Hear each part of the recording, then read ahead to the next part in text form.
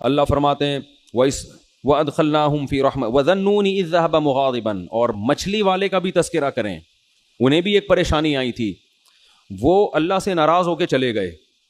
یہ قرآن کی ایک اصطلاح ہوتی ہے، اللہ سے کوئی بھی ناراض نہیں ہوتا. اور کیا قرآن کہہ رہا ہے فَظَنَّ أَن لَّن نَّقْدِرَ عَلَيْهِ، یا یہ بھی ہو سکتا ہے قوم سے ناراض ہو کے، غضبناک ہو کے کہ میری قوم ایمان نہیں لا رہی ہے. فَظَنَّ أَن لَّن نَّقْدِرَ عَلَيْهِ، یہ سمجھ بیٹھے کہ جیسے ہمیں ان پر قدرت ہی نہیں ہے.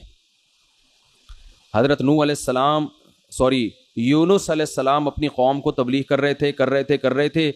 جب مایوس ہو گئے نا تو حضرت یونس کو لگا کہ اب ان پر عذاب آئے گا اور یہ ہلاک ہو جائیں گے، تو اللہ کے خوف سے بستی چھوڑ کر نکل گئے. اللہ کے علم میں یہ بات تھی کہ جب یہ قوم عذاب دیکھے گی تو توبہ کر لے گی. یہ قوم عذاب دیکھے گی تو کیا ہوگا؟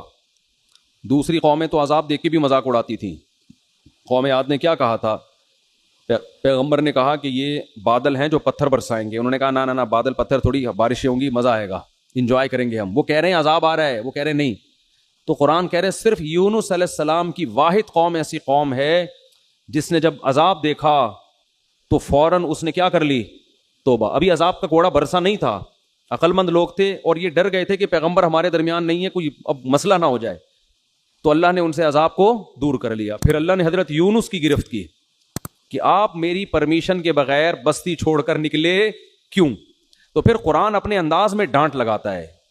تو اس کا یہ مطلب نہیں ہوتا کہ وہ نافرمان تھے یا واقعی اللہ کا ان پہ غضب ہوا، ایسا کچھ نہیں ہے. یہ اللہ کا جلال ہے نا، اللہ کا انداز، کلام کا انداز ہے.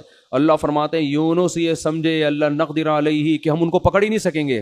حالانکہ یونس ہرگز ایسا نہیں سمجھے. اگر وہ ایسا سمجھتے تو وہ تو اسلام سے خارج ہو جاتے نا. لیکن عمل سے ایسا لگ رہا تھا گویا وہ یہ سمجھ رہے ہیں کہ ہم ان کو پکڑیں گے نہیں اس پہ. تو اس لیے علماء ان آیات کی تعویل کرتے ہیں دوسری آیات کی روشنی میں. یہ آیتیں اپنے ظاہر پر نہیں ہوتی. تو اللہ فرماتے ہیں پھر کیا ہوا؟ سمانگ لگانی پڑی. اور وہ کیسے؟ یونس علیہ السلام جب گئے نا تو کشتی میں وزن زیادہ ہو گیا اور کشتی ڈوبنے لگی. تو وہاں لوگوں نے کہا کہ کوئی شخص ہم میں ایسا ہے، کوئی غلام اپنے مولا کی پرمیشن کے بغیر بھاگا ہے تو قرآن اندازی ہوگی، جس کا نام آیا اس کو سمندر میں چھلانگ لگانی پڑے گی تاکہ دوسرے لوگ بچ جائیں. تو نام کس کا آیا؟ یونس علیہ السلام. کیا آزمائش ہے یار، ساری زندگی تبلیغ کی ہے بھائی. یعنی میں آج کل دینداروں کی بات کر رہا ہوں کہ جو نماز پڑھتے ہیں، روزہ رکھتے ہیں، کہتے ہیں یار ہم تو اتنے نیک لوگ ہیں. نہ کبھی پرسوں کیا ہوا، میں آپ کو دلچسپ واقعہ سناؤں. میں کسی کام سے صدر کی طرف رات کو جا رہا ہوں 2 بجے. راستے میں ہوٹل میں ہم نے کہا کہ چلو کھانا کھاتے ہیں، بھوک بہت سخت لگ رہی تھی، کھانا نہیں کھایا ہوا تھا. تو ہوٹل میں جب میں بیٹھا تو ایک صاحب آئے، گھنٹہ انتظار کیا نا میرا انہوں نے کہ یار آپ کھانا کھاؤ تو میں نے آپ سے ایک سوال پوچھنا. اور بڑی عقیدت میں نے کہا چلو بیچارے اتنی دیر سے بیٹھے ہوئے ہیں، کھانا ہم نے تسلی سے کھایا، آ کے مجھ سے ملے. السلام علیکم. وعلیکم السلام. خیریت سے ہیں جی؟ الحمدللہ. بڑی خوشی ہوئی. میں نے کہا ماشاء اللہ. کہتے ہیں ایک سوال پوچھنا ہے آپ سے. یہ کوئی غیبت کی بات نہیں ہے، نہ کوئی اس میں ٹینشن کی بات ہے. مجھے کہنے لگے کہ میں ساری زندگی ایمانداری سے میں نے ملازمت کی ہے، کبھی کسی کا 1 روپیہ نہیں دبایا، لیکن میرے پاس اتنی غربت ہے کہ میرے پاس گھر جانے کا کرایہ بھی نہیں ہے. تو یہ ایماندار لوگوں کے ساتھ ایسا کیوں ہوتا ہے؟ اور مجھے اس سوال کا صحیح جواب چاہیے.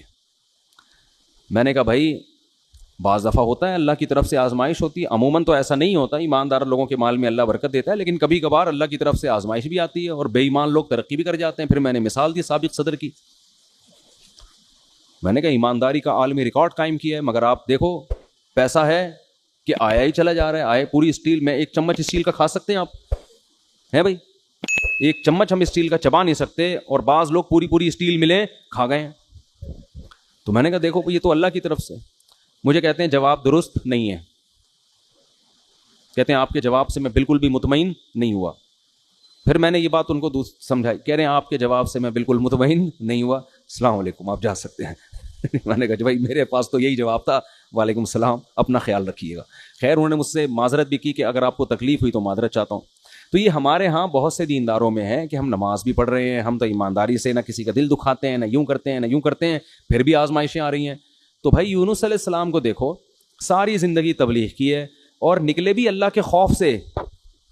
یعنی اس لیے نہیں کہ تبلیغ چھوڑ کے معاذ اللہ بھاگ رہے ہوں. بھائی اللہ کا عذاب نہ آ جائے، تو اللہ کا عذاب تو ایسی چیز ہے کہ اس سے تو بھاگنا ہی چاہیے. لیکن نتیجہ کیا نکل رہا ہے؟ نام کس کا آ رہا ہے قرآن اندازی میں؟ حضرت یونس کو تو سوچنا چاہیے تھا کہ اللہ جب میں تیری ساری زندگی میں نے تبلیغ کی ہے اور اب عذاب آ رہا ہے تو میں بھاگ رہا ہوں, تو کنوینس کا انتظام کس کے ذمہ ہے بھائی؟ اے اللہ کم از کم بائی روڈ کا انتظام کر دے یا بائی ایئر کا انتظام کر دے یا شپ کا کوئی انتظام کر دے, یہ انتظام تو تیرے ذمہ.